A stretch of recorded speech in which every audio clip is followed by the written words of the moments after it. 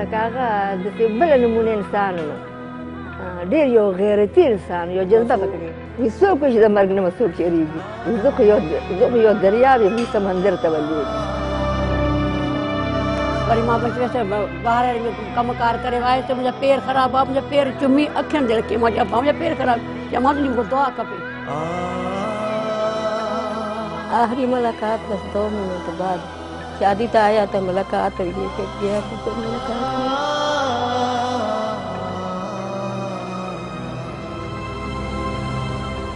उसने अपनी जान वतन के लिए कुर्बान की है। ये बहुत बड़ी मेरे लिए बहुत बड़ी शहादत है।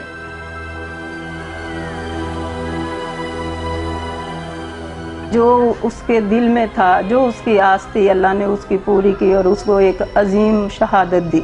जब जाना उसने कहना मामा अगर मुझे कुछ हो गया सब्र करना।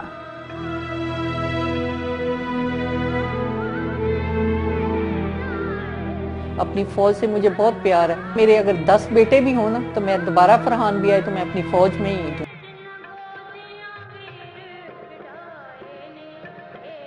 बुलंद हो गया, मैंने आसमान की तरफ देखा और कहा पाक परवरदिगार तेरा लाख लाख शुक्र, मेरे शहीद बेटे की आखिरी ख्वाहिश थी। बिलाल हमेशा कहता था मां जी गोली मेरा कुछ नहीं बिगाड़ेगी, मुझे लगेगा तो गोला और वो भी सीने पे।